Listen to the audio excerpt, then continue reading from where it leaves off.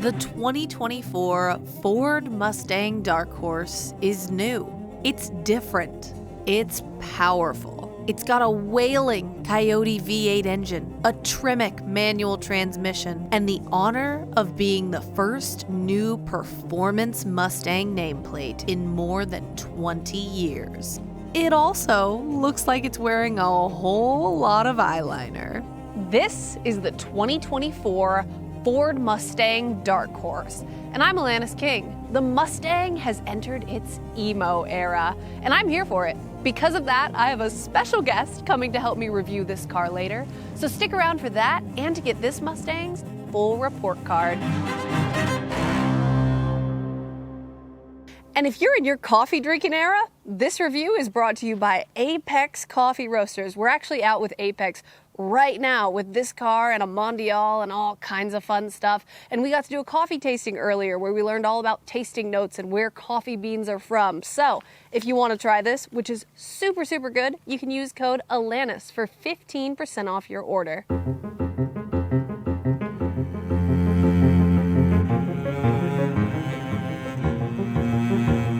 The Ford Mustang is one of the longest running nameplates in the entire car industry. The Mustang launched in 1964 for the 1965 model year, and it was an immediate hit. Ford expected to sell 100,000 to 150,000 Mustangs in the first year, but sold 22,000 of them on the first day. By the end of the first year, Ford sold more than 418,000 Mustangs. There have been 7 generations of Mustangs since, and this car is from the 7th.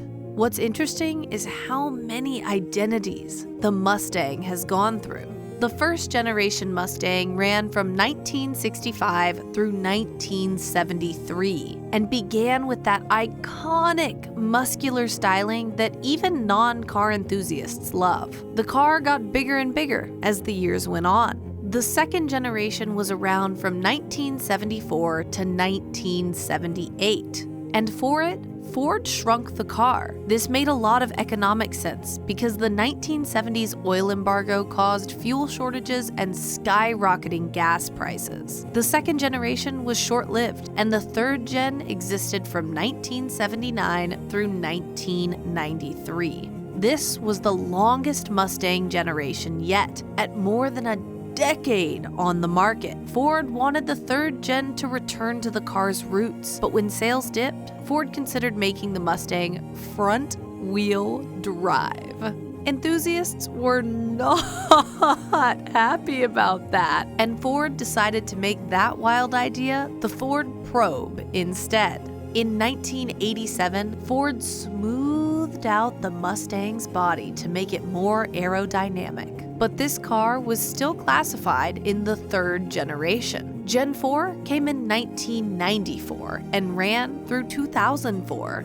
It kind of looked like a pancake version of the third gen car, and these were everywhere when I was younger. Gen 5 ran from 2005 to 2014. Around this time was the big retro renaissance for American muscle cars, when the Mustang, Camaro, and Challenger returned to their boxy roots. It all started with the Mustang, and it worked. People loved how the cars from that retro renaissance looked, and they've carried that beefy, boxy vibe through today. Well, the Camaro and Challenger as we know them are dead, so maybe not technically today, like right now.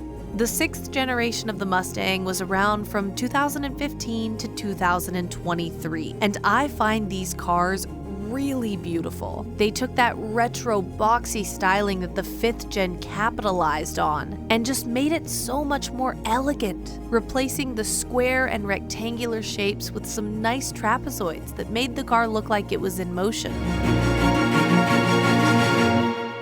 The 7th generation of the Mustang debuted in 2022 for the 2024 model year.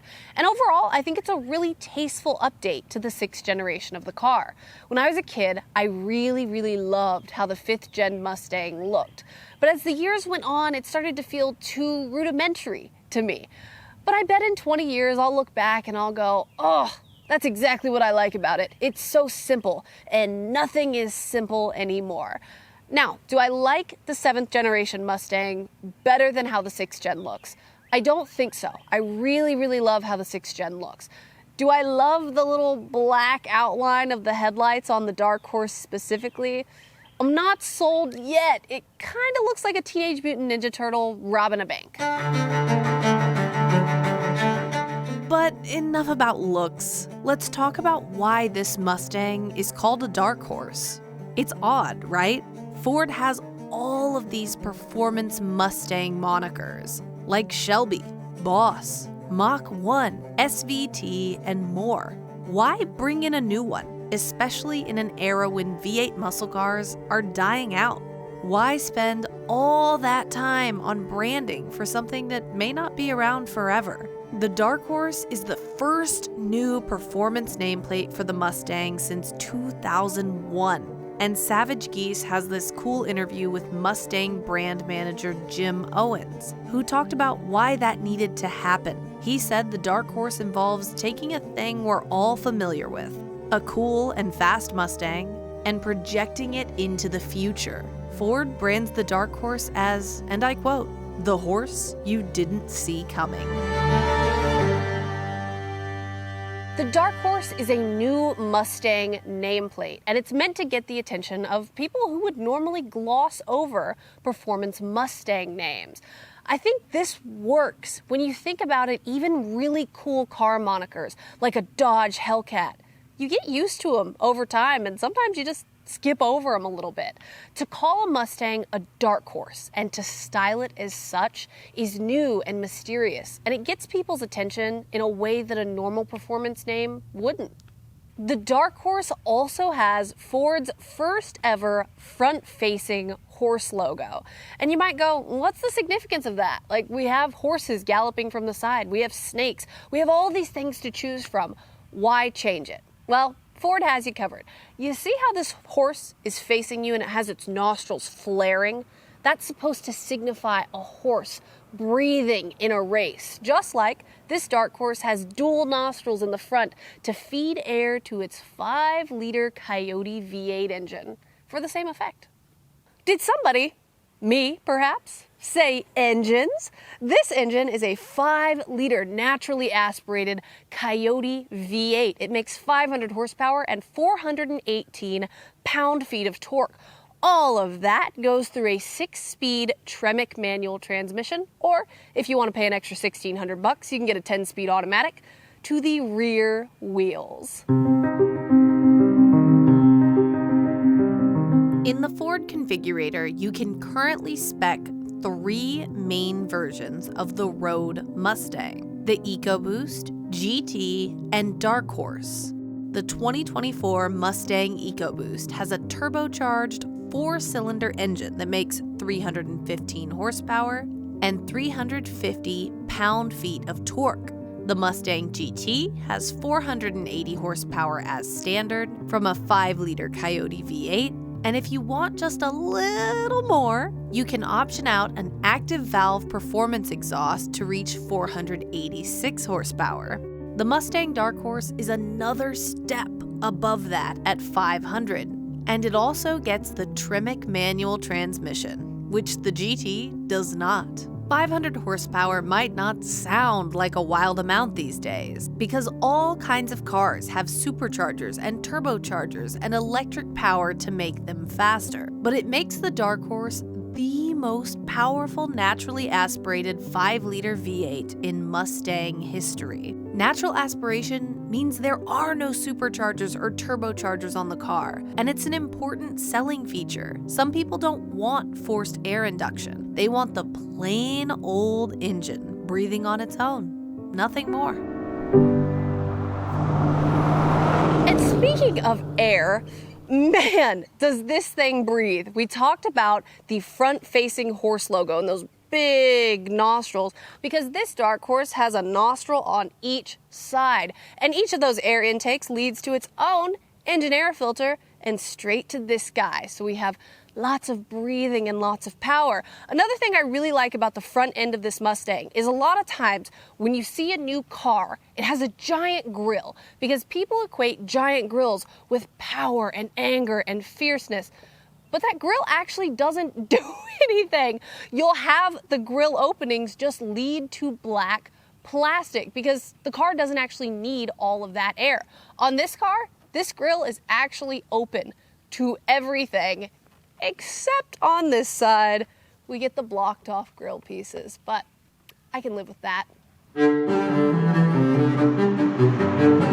Some Ford loaner cars have spec sheets without prices on them, so you have to spec the car in the configurator to estimate its cost. I spec'd this car to $62,915 in the configurator, including its $295 race red paint, $2,000 Recaro seats, and more. The manual transmission is included though. If you want a 10-speed auto, it'll cost you $1,600. Welcome inside the Ford Mustang Dark Horse, where I want to take you chronologically through the things you notice when you get in this car.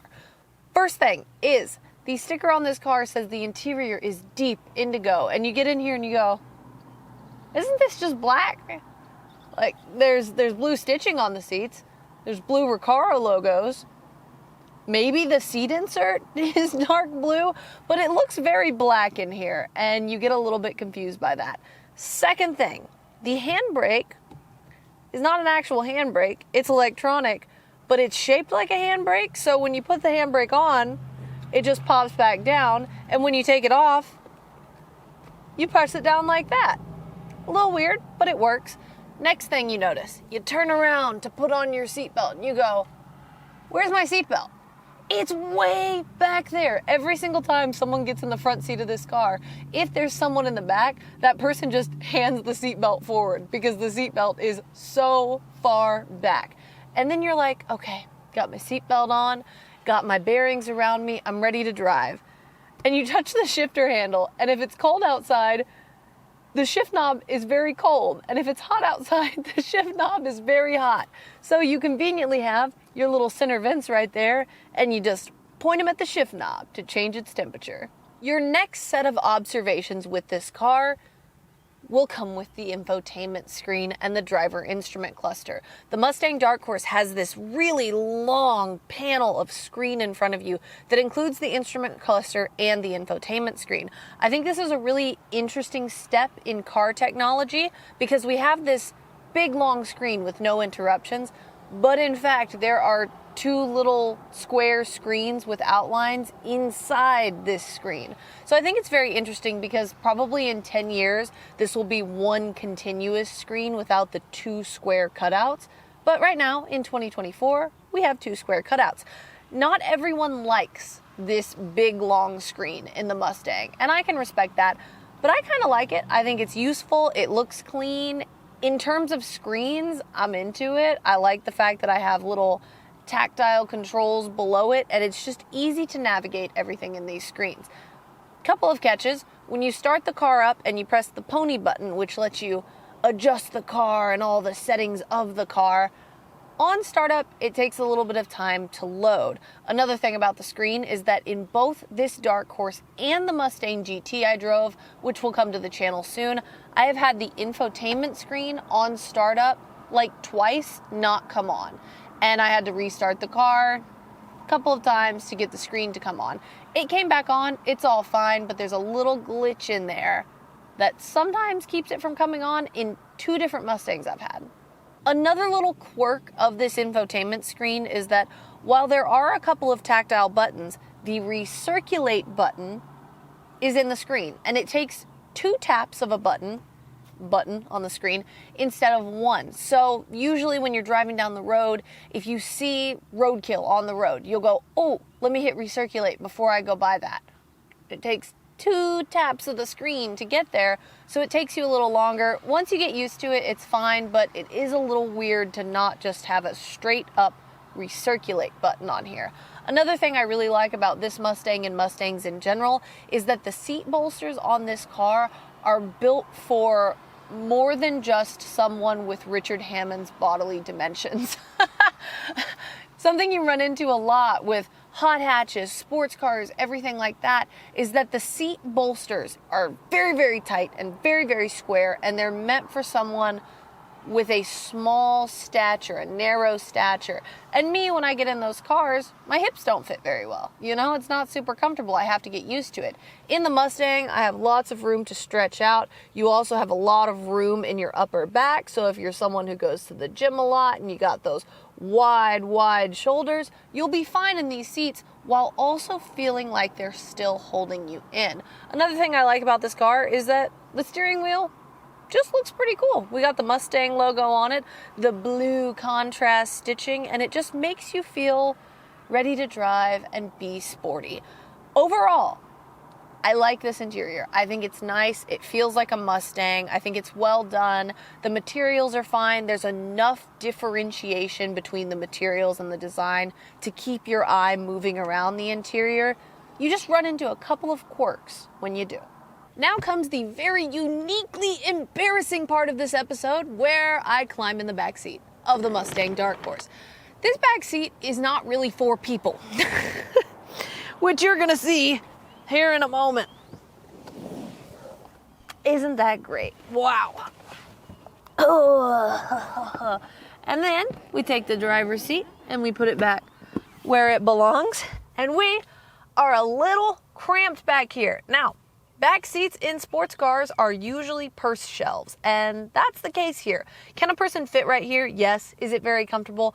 No. It's also not designed to be comfortable. Backseat passengers, if you have any, will not have any air vents, and if they're tall, I'm 5'8½", they just hit their head right there.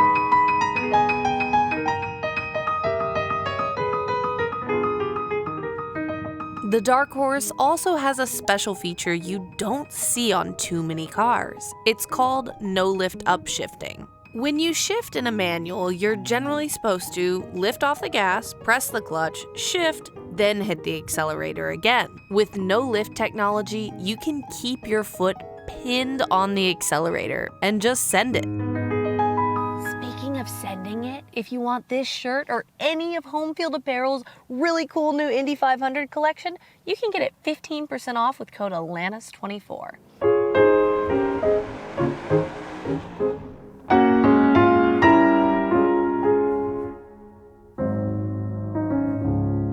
So I told you guys we were gonna have a special guest come drive the Dark Horse with me, and here he is! It's Craig Mabbitt! What's up? Craig is the singer for my favorite band, Escape the Fate, and I thought it would be fun if y'all got the viewpoint of someone who doesn't usually drive cars like this, right? Yeah, usually in a tour bus. Usually in a tour bus. So I figured we'd bring Craig out and just see what he thought about the car and also what he thought about driving it. Well, I'm excited to get in. But it is a sexy car, for sure. Probably the best looking Ford, I would say, in my opinion. And also, they said you could drive it, which is a big plus. Yeah, I'm excited. I mean, I would preferably go for the black on black, but the red looks nice. And you haven't driven stick, you said, in 15 years, right? I feel like the last time I drove stick was for our something video, and I think I was only 20, 21. And you were in a cast. I'm with 37 the clutch. now. I was in a cast at the time, so it looks beautiful. Isn't it so big and intimidating in here? See, when I was a kid and I had a stick, it was a 1985 Honda Accord Basically in Arizona. So I only ever popped the hood to put some coolant into the engine. You don't ever pop it to admire. It would always be overheating. And then we have this little plastic cover right here that has carbon fiber patterning on it, but it's not carbon fiber. They tried though. Yeah, you know. And it gets hot. Who's to say it's not? Who's to say? Look at this carbon fiber plating. Welcome to my favorite part of every single car review. How many Atlantises and Craigs can fit in this Ford Mustang Dark Horse's trunk? So I'm gonna show Craig what I do first. He's gonna lock me in the trunk and ideally not drive away. And then he'll get in the trunk and we'll measure the space. Here we go. Now the thing about American muscle cars is the trunks are always really deep. So you can just crawl in here like this and have tons of space. And now you can close me in. You can totally fit at least 2.5 Atlantis in the trunk of the Dark Horse. I was gonna be generous and say, well, I'm sorry, less what was generous, that? and say like 2. Lock it. No, Craig, unlock it! Craig, it got dark! Use the lever that they've been putting in the trunk since Okay, Craig, I'll use the lever. 1995. Oh no, wait, hold on. Okay, Ah, it works. the lever works! Look at that. So if you ever find yourself locked in the trunk of a Dark Horse, And Craig Mabbitt is trying to kidnap you. use the lever. All right, your turn to get in there and Now, experience how do the you darkness. reset the lever? We're gonna find that out later. Sorry, Ford. Is it just like a one-time use? So if you use the lever, get out, and you are caught again, Oh shit. We'll call Ford later. don't get caught again. Don't get back in. One-time use. Okay, your time. So you're gonna have to let me out. Your turn. Get in All right. there.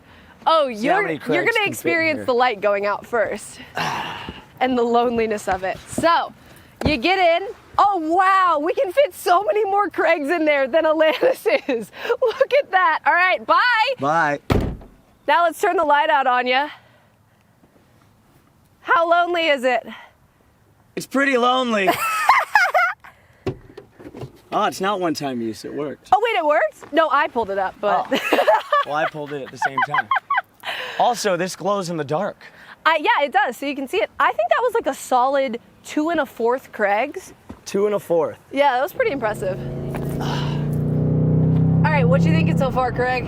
I love it. You having fun? Yeah. So this is a very notchy manual transmission. So when you shift, it's like notching down and then notching up. I like that though, Yeah. because you get so used to driving automatic, nothing feels like you're driving more than a stick. Mm-hmm. You can make the exhaust louder. Yeah, so see exhaust mode right here. You Oh, can go that's from badass. quiet to, and then if you want to do drive mode on your steering wheel, you can change it into sport mode. So your drive mode's right here. Pop it down into sport mode. Ooh. Yeah. Sporty Spice activate. Let's go. Okay, so what are you feeling when you drive it? Lots of power Yeah. under my butt, Yeah. which is nice. Do you feel like you're moving a lot in the seat, or do you feel very planted? No, I feel pretty planted. The seats are very buckety, if that's a good description. Very good. So yeah, you feel pretty secure, Yeah. and so secure that you feel like we're ready to go. Yes. You know? This shifter gets really hot when it's hot outside and really cold when it's cold outside because it's the metal shifter. So sometimes you touch it and it's really hot and it needs like a literal golf club cover on it to use it. They should introduce little vents underneath little the vents. shifters. Yeah. Where the AC comes through. I sometimes have to point the AC vents at my hand just because it's so hot on the So shifter. there's little quality of life updates that Mm-hmm. we should be thinking about. Exactly.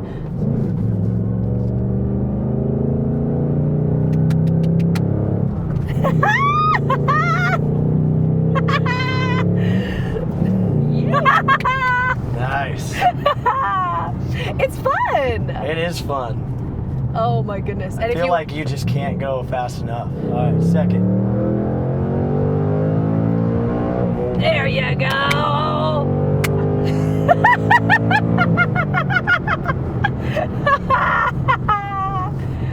Isn't it so much fun? I freaking love Yeah, this it car. feels so good. I love this car. You don't like your normal city cars automatics. It No. just you don't feel like you're driving. You're No. driving, but you don't feel like you're driving. So, how does the steering wheel feel? How do the pedals feel? Do you feel like there's enough The weight steering in the steering feels wheel? great. Okay. There's plenty of weight in the pedals. Okay. The shifting feels good. I like the clicking. Yeah, it's really nice. The notchiness It's almost of it. like how you can turn on that setting on your iPhone, Yeah, where even though it's touch screen, the buttons have that little click feel. They have the little haptics, vibration. yeah. Like you need that. You need Yeah. the haptics. yeah, go. You're having so much fun with the no lift. Oh my goodness. All right, slow one coming up. God, you can really get it going really I know. fast. And the brakes feel nice. They do. They feel really nice. That's what happens when they're brand new. It's got some beauty on. I know.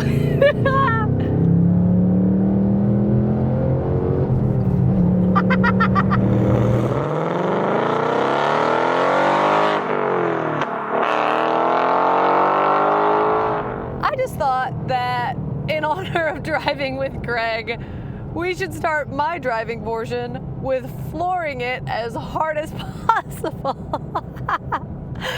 Oh my goodness, this car is so fast and so fun and so good. And wasn't it awesome that we got to see someone who doesn't drive cars regularly get to drive such a good car like this and give you their impressions of how it drives? Now you're stuck with me for the rest of the impressions. So, let's do it. Now, something I talked about before we drove with Craig was no lift upshift. And I said I had never no lift upshifted a car.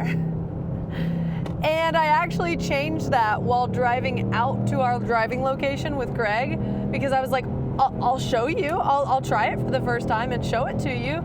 And he was like, yeah, do it. And I did it, and it was absolutely terrifying, even though he made it look not terrifying at all. I was scared to death to no lift upshift a car.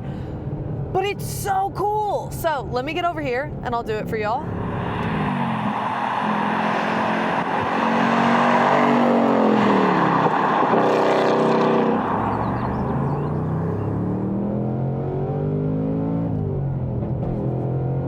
Oh my goodness! It no lift upshifts so perfectly. It's like there's zero interruption in anything. If you had this car on the drag strip, you can just rip it. You don't have to count on your speed for putting your left foot in and taking your right foot off. All you have to do is stab your left foot in, upshift, and you're gone. I actually feel like no lift upshifting in this car will make me a faster shifter in cars where I have to lift to upshift, because I have felt my speed with a no lift upshift, and I think it'll make me more confident just ripping my foot off the gas and stabbing it back on. I think I'll be faster at other cars because of this car.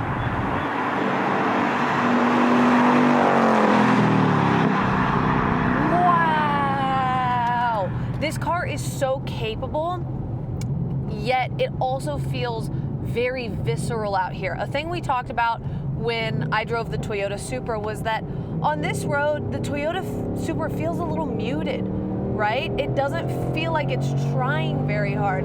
No lift upshift! It doesn't feel like it's trying very hard, because it's not. It's very capable. It can do all of this stuff really well. The Mustang is also very capable and can do all of this stuff very well. But you have this ripping exhaust behind you. You have this ridiculous naturally aspirated V8, and you're just going. It feels so visceral. It feels like you're literally in a video game. It's amazing.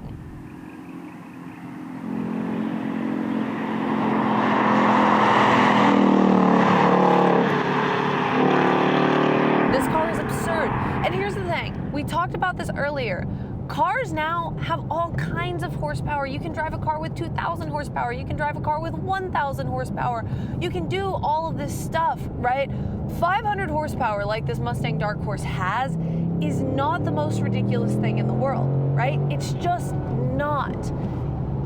But it's naturally aspirated. We have no superchargers. We have no turbochargers. We have no forced induction, making this car something more than what this bare engine is. Like, this is just straight up 5-liter Coyote V8 with no help. And the fact that it's 500 horsepower and it rips so fast is incredible. It is just wow. Now, another cool thing about this car is that while it looks really scary, it's got our goth eyeliner and just looks really intense with its big hood and all of that.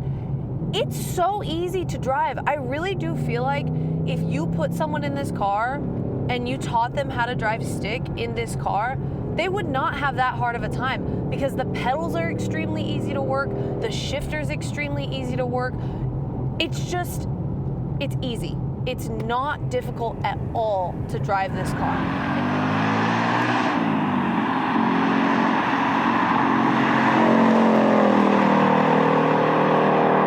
This Tremec is it just feels so good to shift. The shifter itself is so notchy. You notch down, down into fourth gear, up, up into fifth, down, down, back into fourth. Every single action feels so consequential on this shifter. It's so impressive. And I think this car has the right amount of road noise and the right amount of ambiance, including that ridiculous engine and exhaust sound, right? You just feel like you're the one thing that matters out here on the road. You in your Mustang having the best time. And I think it just really shows that for so long, the car industry was like, Mustangs, they wreck when they leave Cars and Coffee. The Mustang is so capable. It's not just capable in a straight line. It's not just an incredible naturally aspirated V8. It can take these curves on this road. It can rip. It can be good for car enthusiasts and people who just started driving this car yesterday. Wow. What a car.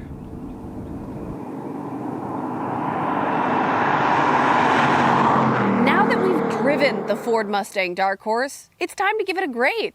Welcome to Atlantis' report card. The exterior on this car gets a B.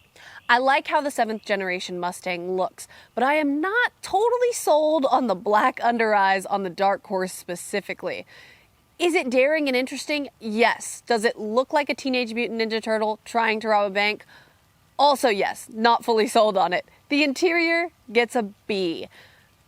On the opposite side of that, the interior is not super daring. You don't have any really special materials or designs to guide your eye through, but overall it does look really nice, and I like the screen that stretches from the driver instrument cluster all the way to the infotainment system. Performance? It's an A. You saw the driving portion. You know. Value, this car gets a B. And you might say, Atlantis, $63,000 is a lot for a Mustang, and it is. But the Ford Mustang GT that I drove recently was $57,000. And for just $6,000 more, you get the fancy name, the fancy badges, and the Tremec manual. Would I take this car on a road trip? Yes, I would, and yes, I did. It was plenty comfortable. It was good. The only thing I would recommend is to close your eyes when you stop at the gas station. And overall, this car gets a B+. On feeling alone, the Mustang Dark Horse is an A. But the report card is about showing the full picture, and it's a B+.